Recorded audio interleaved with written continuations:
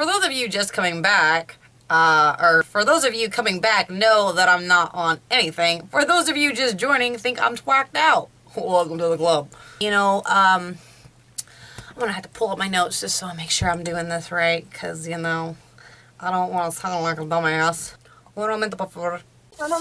You're amazing. Wait, hold up. And you should never give up on your daydream. Hey guys, did you you saw that picture with the big cyborg on the face? So, funny story about that. Couple things. Tarte is doing a giveaway. Well, the contest is over. Tarte was doing a giveaway for a lifetime worth of Tarte cosmetics, and everybody and their brother and auntie and uncle entered that contest. What it was is you're supposed to put a kiss on your hand, and you're supposed to put it up to your face, and it's supposed to represent to stop cyborg. To stop cyborg! Cyborgs do not come. To stop cyberbullying online. And I went a little bit further with it. I actually drew a cyborg on my face, as you guys saw the clickbait, and I'll stick a picture in here too. Rawr! Cyborg. So I entered the contest. As of right now that I'm filming, they have not announced the winner yet, but I'm hoping and cross my fingers, and if I do win, guys, you can trust that I'm gonna be doing a giveaway. Like, I'm gonna order some stuff and we're gonna be doing a giveaway. So did that. I also, last Monday, you guys saw that I also did a video for raising money for a non-profit. That was through NYX. The contest is also over for that. They also have not announced the winner. Try not to be on social media, but I'm just sitting here like, who the win? Who won? I can't even talk. Okay. Anyways, so today's domestic violence sexual assault awareness is talking about cyberbullying. And you know, I believe that together we can be the change. Together we can make a difference. Do I believe that we can ever stop domestic violence, sexual assault, cyberbullying completely? No. No, I don't. But like I said in my other videos, you know, as an advocate, we joke and say that we want to put ourselves out of a job. Realistically, that isn't going to happen. As much as we'd love to have world peace and all that stuff, it's just the chances of it happening are very, very slim. So, statistically speaking, on cyberbullying, I've actually been cyberbullied too. It's okay, people. People say, like, I think I talked about this on one of my things already, that I had somebody that I knew that was just, they were mad because I wouldn't work for them for free and started cyberbullying me, and I'm like, whatever. Okay, over half a dozen, I cannot talk. Over half of adolescents and teens have been bullied online, and about the same number have engaged in cyberbullying. More than 1 in 3 young people have experienced cyber threats online. Over 25% of adolescents and teens have been bullied repeatedly through their cell phones or the internet. I don't know how good that accent was, because I was like, first day with a new tongue, I couldn't really talk, so I don't know how well that accent just went. I'm not even sure what the accent I was going for. I just went with it. Which is never mind. Okay, nearly 43% of children have been bullied online. 1 in 4 has had it happen more than once. 70% of students report seeing frequent bullying online. Filling up your friend's Facebook feed with positive posts instead of negative ones can boost school-wide morale. Start a Facebook page for students to submit positive acts that they see in school to promote a culture of positivity on and offline. Actually, I think that's a great idea. I feel like my accent is so monotone. Okay, so, you know, I was talking with somebody about, this is going to be a loaded thing here. We're not going to get into it, but I am in the process of wanting to reform the prison system. Oh my gosh, we're not going to get into this, but I am going to tell you what these. People do better with positive reinforcement than negative reinforcement. And I believe that that's the same concept within schools. And again, take what I say with a grain of salt when I talk about the prison system, because I believe the prison system should still be there. I believe that people should go to prison. I just think it needs to be restructured to where it can be self-sustaining and we're not using taxpayers' money, and there is a way to do that. I'm in the process of helping create something to possibly change and make reform within the system. So, another subject for another day. back to school, kids. So I think it's really important that you encourage positivity instead of praising negative behaviors. So like this just said, you know, if you have, you know, start a page on Facebook and encourage people, you know, hey, this person did this today, this was so great. Just positive, uplifting things. I think that's a wonderful idea. I totally think that you should do that. And people would be surprised. A lot of people that tend to bully or be bullied in a negative way have a background, have a history, something that has hurt them and they're projecting. And they don't know what it's like to get compliments. So it's one thing for one person to say to the bully, hey, you did good today. Or for a teacher, say, hey, you did good today. But they don't have respect. And a lot of people, there's the whole, you need to earn my respect. Respect is given, but to keep respect, it needs to be earned. That's how I look at it. I also look at it as everybody judges, it's whether or not you choose to condemn them. So when you're able to praise somebody and give them positive reinforcement, hey, good job today, and it starts to spread, that is an amazing message. It is an amazing thing that happens, and just to see that transformation. Because for every one positive, for every one negative thing you do, it takes 10 positive things to counteract that. 10. That's a huge number. What's the quote? Okay, found it. Found it. Edgar Allan Poe. Years of love have been forgotten in the heartache of a minute. So everything you could have had, you know, all this great stuff happened, but one bad thing can ruin it all and just send you spiraling downhill. And to come back out of it, it's not one good thing, it's multiple good things that need to come back. And that's so important for us to remember. And you know, it's easier said than done. We can all sit here and say we want to live a great life, we want to repent, we're sorry for our sins, we're going to do better, but it's so common for us to go, maybe tomorrow I'll do better, or to lash out on our anger, whether it's in person or cyberbullying. And the thing is cyberbullying cuts so deep and so hard because it's right there. It's right there. You can just keep rereading it and rereading it and rereading it. My favorite color is not blue. OtterBox this was the only color they had available for me. I want to paint it gold. But you can keep rereading it and rereading it and rereading it, and it's there, and it just starts to cut you like a blade. And you could delete it, but you'll remember it. It's almost like, you know when they say don't leave the TV on pause because the image will burn into the screen? Same concept with this. You can sit there and you can delete it, but it's burned into your brain. You remember seeing it, you remember reading it, and every time you think of it, it's reopening a wound, and it's hurting you, and it's ripping you apart. It's like this little piece of metal that just keeps bouncing around and just cutting you open and cutting you open, and then it stops, and you're having a good day, and then this memory comes back, and it's like you cough, and it starts bouncing around again in your heart and in your head, just tearing you up. And it's so easy for us as humans to lash out at somebody to relieve our anger and point the finger and say, da da da da, you should kill you, all these horrible things. Because really it's what they're feeling on the inside. They are hurting and they don't know how to talk to anybody because they weren't taught, or they're too afraid because social standards say, well, I'm a man, I don't go to a therapist, I'm supposed to bully you. Or a girl goes, well, I won't be respected if I'm a little pussy, so I'm gonna be this little hard-ass bitch. Really? Alright.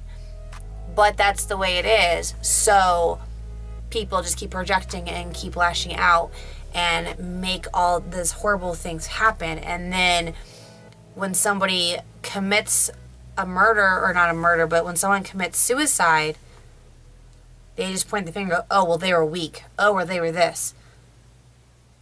We've talked about this in my other video, is it's not that they were weak or selfish. They felt they were being strong by not only ending their life and their pain for themselves, but they felt that they were a burden to other people. And that's on you. If you have encouraged somebody to commit suicide or to hurt themselves or harm themselves or do anything of the sort, that is on you. No, you know, I agree that if guns kill, I blame my pencil on misspelled words. I completely agree to that. So, in other words, guns don't kill, people kill. So, with that being said, you know, it's a double-edged sword. You sit here and let's say a man comes home and finds her partner cheating, or a woman comes home. This person comes home to find their partner cheating, and they grab a gun and they shoot him.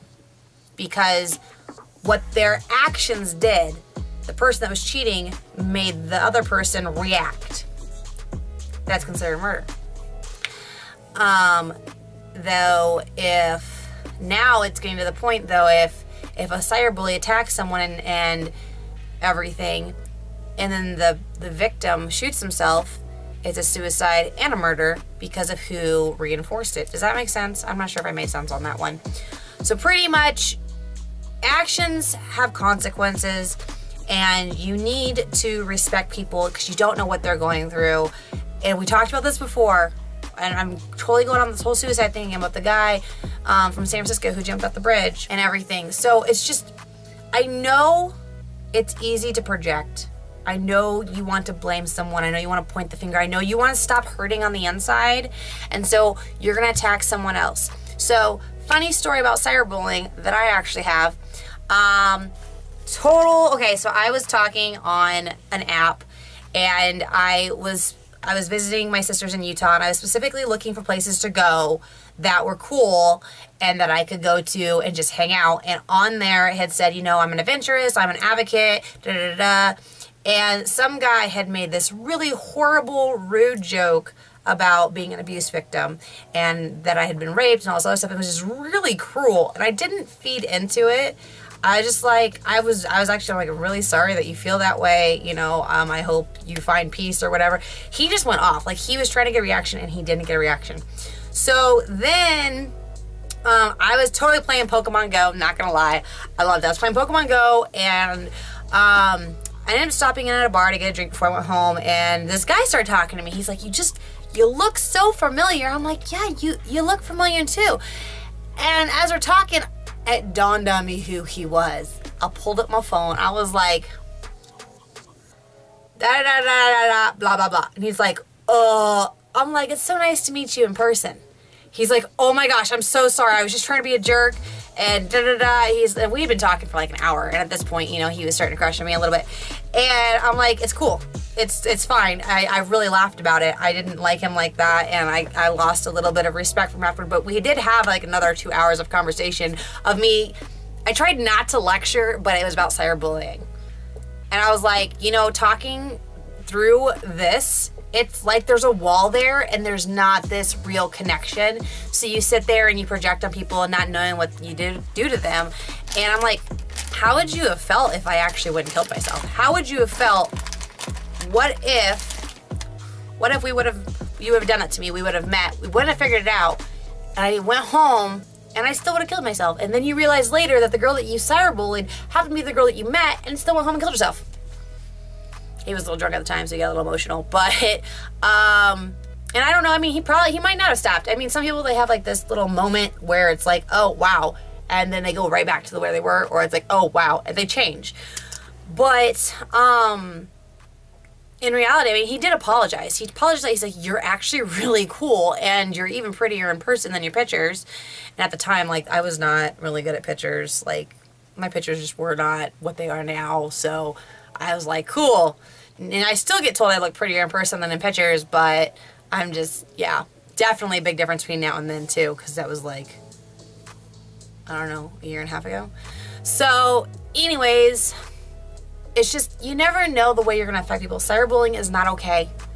It's not nice. You could go and, I mean, you're online. You have access to phones. Pick it up and call a hotline. There are crisis hotlines you can call, and you can talk to people, and you can vent, and you can be like, I'm angry, and this and that, and you can figure it out. And when you do that, that doesn't make you weak. That makes you stronger, which you're like, please, hear me out. The moment you ask for help is not a sign of weakness, is a moment of strength, because that is the strongest you are before you break. If you don't ask for help, you will keep falling down. You will end up so deep that you might not be able to get out. The second you ask for help, Somebody is there to help you out in whatever way that you are comfortable with. You never have to take on more help than you're okay with. And in doing that, you're going to better yourself and you're going to better your life. How many of you out there are not liking the way life is, not like the way things are going? Think, how much negativity do you have in your life, whether it's you projecting it or you're letting other people project it on you? And when I say letting, I know it's a strong word, but in a sense it is. And I've been there, I've done that, where you come to a point where you let this negativity come in and you don't know how to get out. Like, you kept making excuses. How many times have we justified the knife because we love the person that was putting it into our back? That's a metaphor. That's a thing. So to get past that, some people do it alone, some people do amazing, some people get out of it on their own. Great, kudos. I'm proud of you. But if you can't get it out on your own,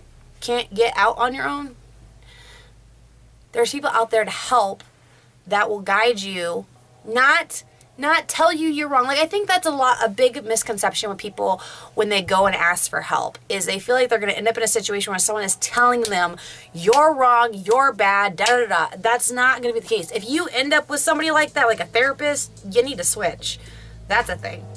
But there's a lot of people out there. Anyways, there's just so many choices and options out there, and you don't have to bully someone, and it's usually a chain reaction. Whoever's bullying you is being bullied by somebody else, and it might not seem that way. Maybe they come from a great home and they're like, I've seen their mom and dad's strict and mean, and the mom's just, you know, strict too, but they're not being bullied. Okay, well, maybe in that home they're not getting enough love. And so in your home, it's clear that you're loved, you're happy, you know, you're happy to go home to your parents, you're happy to be around them, they love you, they're giving you things that money can't. Well, this other person is getting things that money can't give them, and he wants it or she wants it, and they're not getting it, so now they're projecting on you. Like, that is a very common thing, and that's not always in rich homes, that's in poor homes. It's across the board. Somebody's not getting love at home. Doesn't mean they're necessarily being beaten, but they're not getting the nourishing love that they need. They're going to project it on other people because they don't know how to handle it. Instead of expelling love and appreciation, they're tossing out hate and anger because they're mad. They're mad at the world with the hand that they were dealt. Does that make it okay? No. Does it make it right? No. Does it mean you feel sorry for them? No.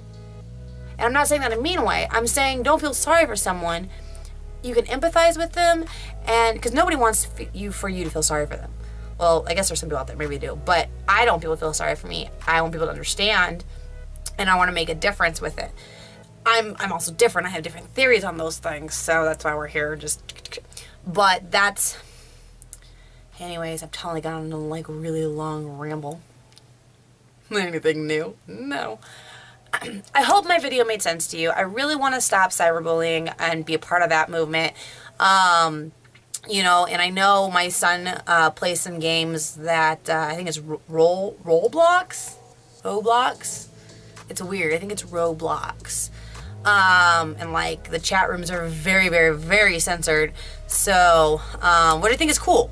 And I'm totally okay with him playing that game because it is so censored. So, anyways, there are things coming up online to where it is censored. Found out that Facebook has a timeout.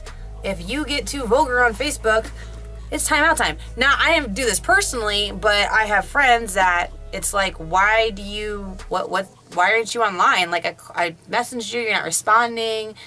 What's going on? Like, oh, Facebook put me in timeout. I'm like, wait, what? I think it's because he put a picture of the goat up. Very inappropriate. It was funny. It was very adult humor, and it was on a very private thing, but somebody saw it and reported it. I'm assuming that's how it goes, unless they are monitoring all of our conversations. Yeah, he got shut down for 3 days. I think it has Facebook jail up to 30 days. Somebody let me know here. I don't know. But I know with all this stuff coming up, we're going to be starting back up my little talk show, Whiskey in a Teacup. I'm working on that with a gal. I've also got other stuff in I got irons in the fire right now. I've got the Whiskey and Teacup here. We got a mini series coming up. We got tutorials coming up for Halloween. Of course, we're going to keep doing this as well as my makeup tutorials, and I'd like to do DIY stuff. There's just so much going on. And Landon's there kind of helping out a lot. He's usually behind the scenes, but me and him need to get together again and do some family time videos. I apologize.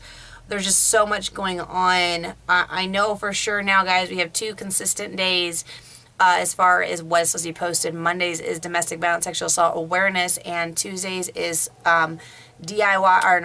Tuesdays is unboxings and tutorials, and then Fridays is DIYs. What I think I'm going to end up doing, though, is switching that to where Fridays will be DIYs or unboxings, and then Tuesdays will be our tutorial days. Mondays will be our domestic violence, sexual assault days, and then we'll fill in the blanks with the other 4 days. 4, 5, 6, 7. Yeah, I was like, wait, did I add a day to the week?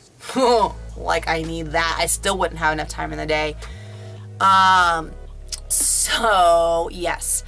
Anyways, I really hope that you guys enjoyed this in my little rant and rave about that. Again, I don't know what I was doing with that accent earlier. I was just reading, just to read. And I don't know what happened there. That just came out of nowhere. I don't even know what to name her. It's one of my many personalities, I suppose. Huh. Something.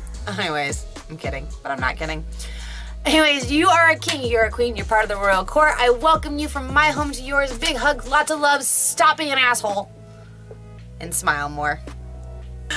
I kill him with kindness and not your knife named kindness. That original video I did was so cringy.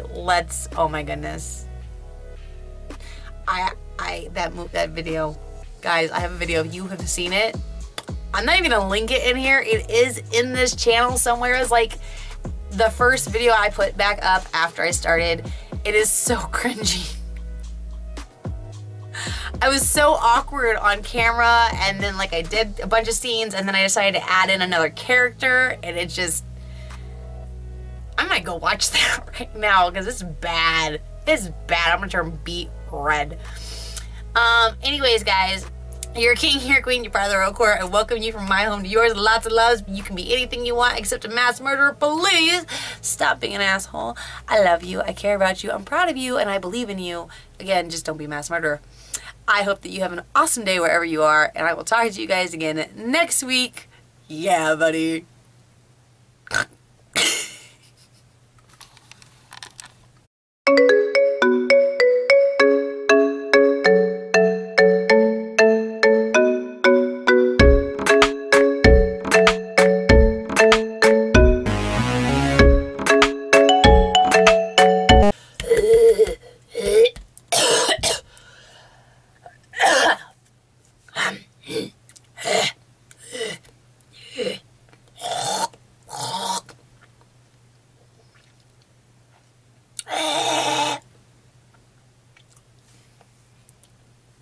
Hi, welcome back to my channel.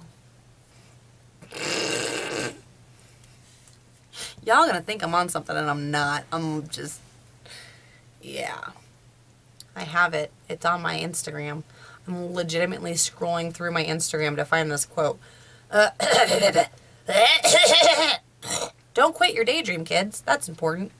Unless you want to be a mass murderer, we've talked about this before, please don't do it. That's a horrible idea. What time? That is not the quote. Hold on. Why do I post so many pictures? This is a quote I like. Having a soft heart in a cruel world is courage, not weakness. That is a very good quote that I believe is very true and words to live by. I feel like I'm getting closer to the quote. WTF! Where's the food? I love that quote. That's so funny. Oh, my nose. Hi, how you doing? Kill him with tact and grace and non-slurring... Wait, no, that's wrong.